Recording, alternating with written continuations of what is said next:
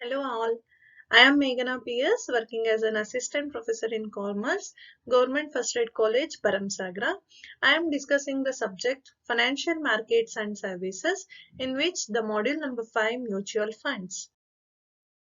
In this session, I am discussing about functioning of mutual funds in India. The objective of this session is to know the functioning of mutual funds in India.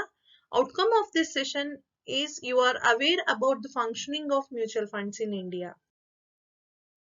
Let's take a quick recap of previous session. In the previous session, we discussed evaluation of performance of mutual funds.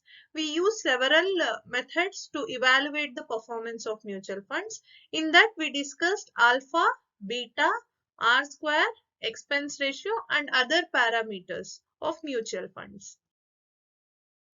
For proper functioning of mutual funds in India and for ensuring the investors' protection in mutual funds, the guidelines have been given by an SEBI, which are discussed under the following heads.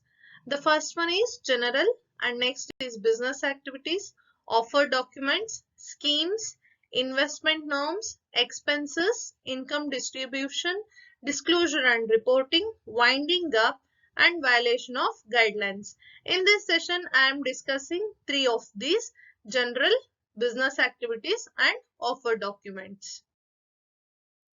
Some of the general guidelines which are issued by SEBI are: money market mutual funds are regulated by RBI and other mutual funds are regulated by SEBI.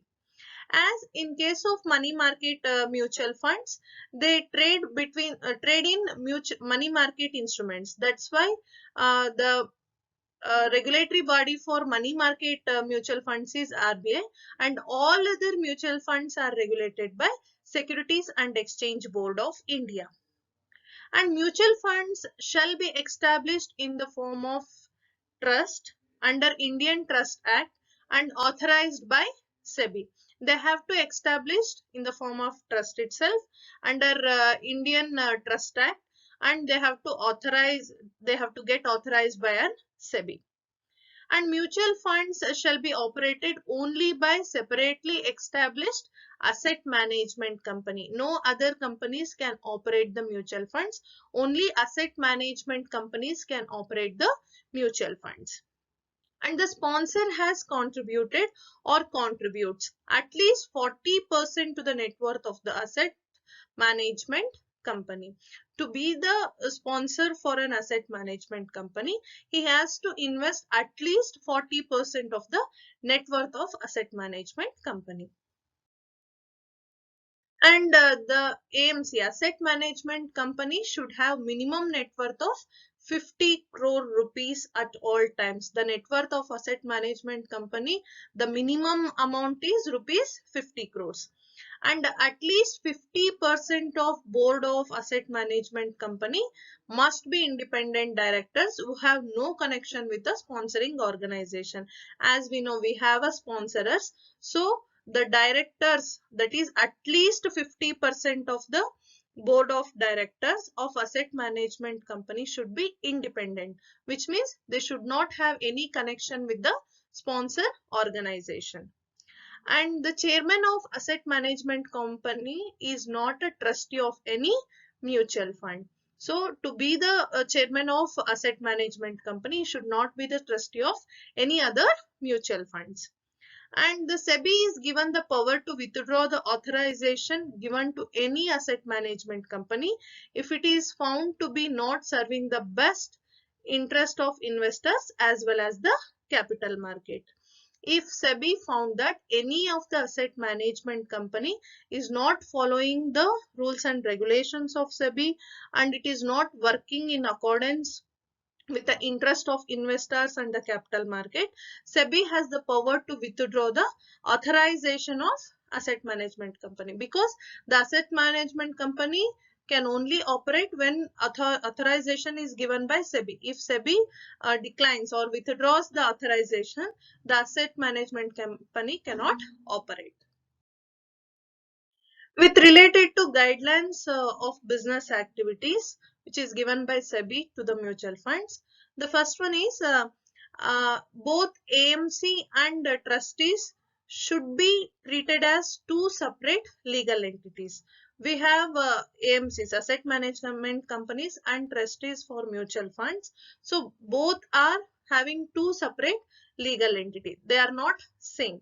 And AMC should not be permitted to undertake any other business activity except mutual funds. So asset management companies should not take any other business activities other than the mutual funds. They are established only for the purpose of mutual fund operations. Next, one AMC cannot act as the AMC for another mutual fund. So the asset management of one mutual fund cannot operate as an asset management company of an other mutual funds. These are the guidelines by SEBI on business activities. Next one is offer documents. The guidelines related to offer documents. What actually the offer document means? In case of companies, we see the prospectus. When initial public offerings were there, they issue the prospectus to know about the issue. So in the same manner, where in case of mutual funds, we call it as an offer document, where by which the mutual fund invites public for subscription of units of a scheme. To invite the public, they offer or they provide a offer document to the public. So in the offer document, the asset management company shall specify what are all the things should be there in offer document.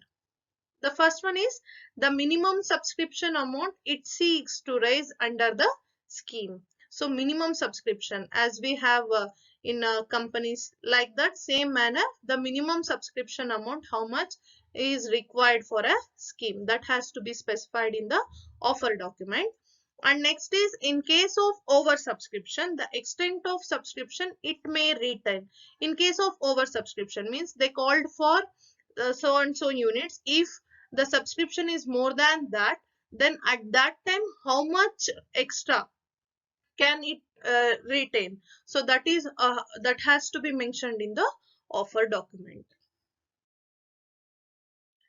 Let's sum up this session. In this session, we discussed the guidelines issued by the SEBI to regulate the mutual funds. There is a act called SEBI Mutual Funds Regulations 1996.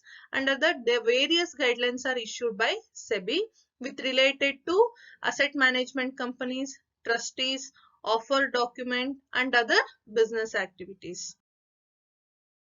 These are the references for your further readings.